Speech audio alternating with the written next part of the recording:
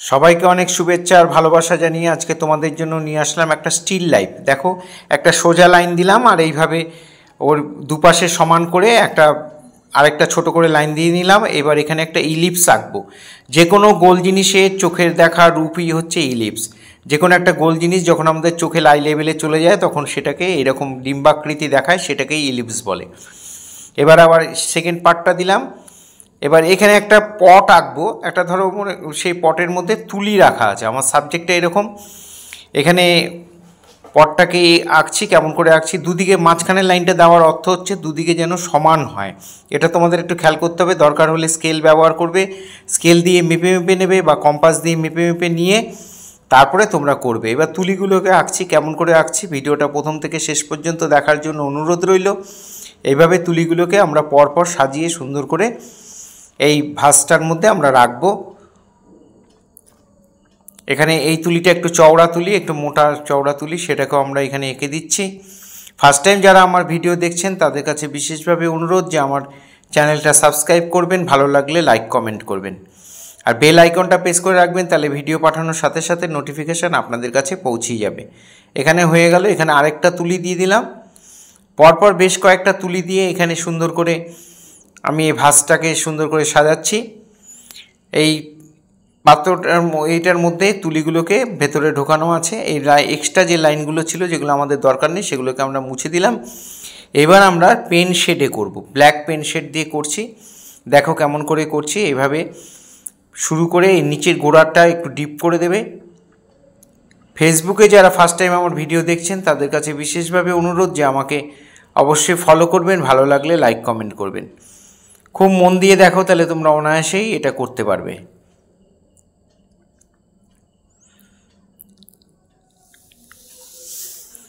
তোমরা gel pen দিয়ে করতে পারো, ডট পেন দিয়ে করতে পারো, তবে জেল পেনই বেশি সুন্দর হয়। জেল পেন দিয়ে করবে, ব্ল্যাক কালারের জেল পেন কিনে নেবে, সেটা দিয়ে সুন্দর করবে, তাহলে দেখবে অনেক বেশি সুন্দর হয়, স্মুথ হয়, করতে খুব ভালো লাগে। যে বল পেনে হয়, বল পেনে একটু সময়টা বেশি লাগে যেহেতু লাইনগুলো অনেক সরু সরু পড়ে। যাই হোক, তোমাদের যেটা সুবিধা সেটা দিয়ে তোমরা করবে।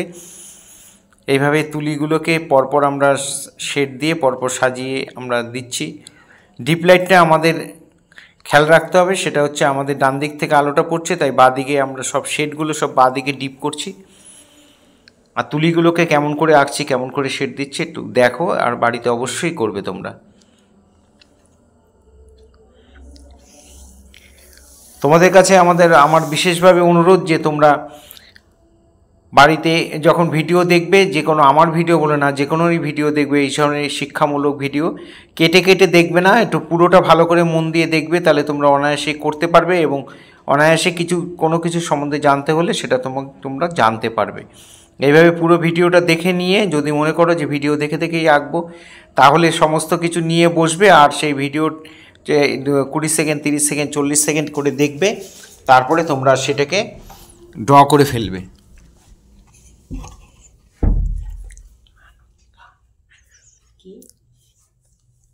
এইভাবে আমি পাশে আরও দুটো সরু সরু তুলি এখানে সরু সরু তুলি আমি এঁকে দিচ্ছি। তুলিগুলোকে এঁকে একবারে সেট করে দিলাম।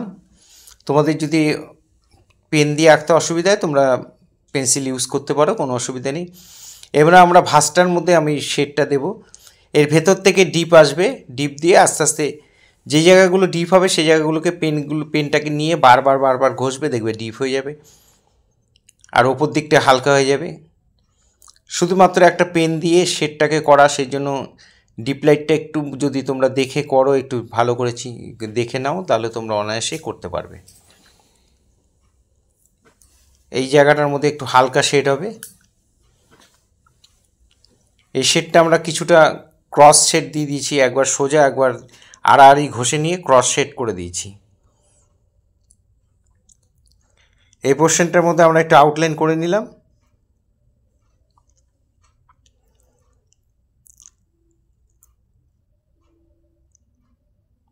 করে নিয়ে এবার শেডগুলোকে দিচ্ছি। যেহেতু জিনিসটা গোল, দুপাশ থেকেই শেড হবে, তবে আলোটা পড়ছে ডান দিক থেকে, বাঁ দিকের শেডটা একটু বেশি হবে, ডান দিকের শেডটা একটু কম হবে।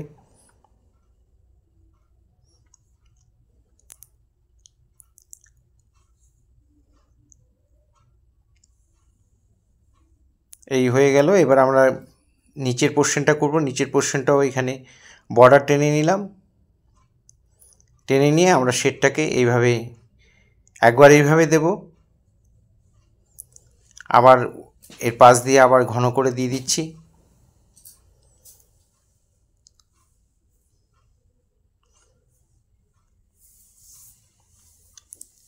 তোমরা যারা প্রতিনিয়ত আমার ভিডিও দেখো, দেখে দেখে বাড়িতে করো, তা তোমাদের জন্য অনেক শুভেচ্ছা, অনেক শুভকামনা।